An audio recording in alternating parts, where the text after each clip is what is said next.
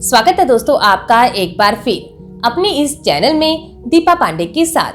साथियों, आज की जो हमारी ये जानकारी है वो स्पेशली मुस्लिम कपल्स की डिमांड पर ही हम मुस्लिम कपल्स के लिए लेकर आए हैं, क्योंकि उन्हीं के द्वारा बार बार हमसे कॉल करके ये पूछा जा रहा है कि मैम जो मुस्लिम कपल्स है क्या वो जल्द से जल्द अपनी मैरिज को रजिस्टर्ड कर सकते हैं या नहीं, अगर कर सकते हैं तो कहाँ वो रजिस्टर कर सकते हैं, इसके लिए कौन कौन से डॉक्यूमेंट उन्हें साथ में लेकर आने होते हैं, विटनेस की क्या रिक्वायरमेंट होती है और क्या इस पूरी प्रोसेस में किसी भी प्रकार का नोटिस उनके घर पर जाता है या नहीं, और जो मैरिज का सर्टिफिकेट होता है, जो असली सर्टिफिकेट होता है वो कैसा दिखाई देता है और जो नोटरी का सर्टिफिकेट होता है वो कैसा दिखाई देता है। यानी असली और नकली सर्टिफिकेट के बारे में भी हमसे बार बार कॉल करके पूछा जाता है। तो आज आप सभी की ये जो क्वेरीज है इन्हीं के जवाब में हम आपके लिए वीडियो लेकर आए हैं। तो जानकारी बेहद इम्पोर्टेंट है जो आपकी ही डिमांड्स पर हम आपके लिए लेकर आए हैं, तो इसे अंत तक जरूर सुनिएगा। तो साथियों, सबसे पहले हम यहाँ आपको बता दें कि आप भारत में कहीं के भी रहने वाले हैं, अगर आप कानूनी रूप से अपनी मैरिज को करना चाहते हैं तो उसके लिए जो सबसे पहली रिक्वायरमेंट होती है वो ये होती है कि जो लड़का और लड़की होते हैं उनकी जो एज होती है वो कानूनन मैरिज करने के लिए पूरी होनी चाहिए। यहाँ पर अभी फिलहाल जो लड़की की एज है वो उनकी 18 कंप्लीट होनी चाहिए और जो लड़का है उसकी 21 कंप्लीट एज होनी चाहिए। इसके अलावा दोनों की मर्जी होनी चाहिए मैरिज करने के लिए, किसी भी प्रकार का दबाव किसी के भी ऊपर नहीं होना चाहिए, वो अपनी फ्री विल से मैरिज करना चाहते हो, ये दूसरी कंडीशन है। इसके अलावा जो आपको डॉक्यूमेंट्स के रूप में आपके साथ मैरिज रजिस्ट्रेशन के लिए लाने होते हैं वो होता है सबसे पहला आपका आधार कार्ड। इसके अलावा आपका एज और आईडी प्रूफ के रूप में आपकी 10th की मार्कशीट, आपकी जो बर्थ सर्टिफिकेट है, पासपोर्ट या फिर ड्राइविंग लाइसेंस या पैन कार्ड, इस प्रकार का कोई भी डॉक्यूमेंट जो गवर्नमेंट का डॉक्यूमेंट होता है वो आपको साथ लेकर आना होता है। तो आधार कार्ड और इन डॉक्यूमेंट्स के साथ आप अपनी मैरिज का रजिस्ट्रेशन के लिए अप्लाई कर सकते हैं। विटनेस इसमें 2 रिक्वायर्ड होते हैं। विटनेस कोई भी हो सकता है, कोई आपका दोस्त हो सकता है, फैमिली मेंबर्स हो सकता है, रिलेटिव हो सकता है या कोई भी आपका नॉन व्यक्ति जिसकी उम्र 18 से ऊपर हो, यानी 18 उसकी उम्र कंप्लीट होनी चाहिए। तो साथियों, अगर आप इन सभी कंडीशंस को पूरा कर लेते हैं और अगर आप इसके बाद अपनी मैरिज को जल्द से जल्द एक ही दिन में रजिस्टर्ड करवाना चाहते हैं तो हम आपको बता दें कि आप यूपी के गाजियाबाद आकर अपनी मैरिज को एक ही दिन में इवन 3 से 4 घंटे के अंदर ही रजिस्टर्ड करवा सकते हैं और वहाँ प्लेस ऑफ मैरिज के बेस पे आपका रजिस्ट्रेशन होता है।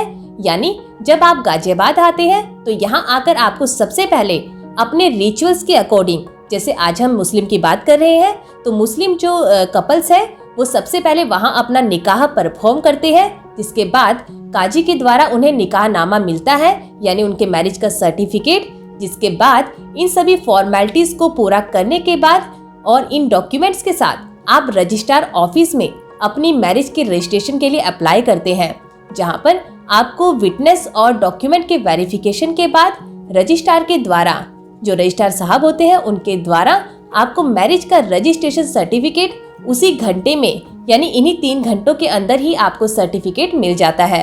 और साथियों, यहाँ इस सर्टिफिकेट की सबसे अच्छी बात जो है वो ये है कि जो ये मैरिज का रजिस्ट्रेशन सर्टिफिकेट होता है जब आपको 3 घंटे के अंदर ही मिल जाता है, उसके बाद आप उसी टाइम अपने मोबाइल से इस सर्टिफिकेट को ऑनलाइन गवर्नमेंट की वेबसाइट पर वेरीफाई कर सकते हैं, यानी इसे आप चेक कर सकते हैं।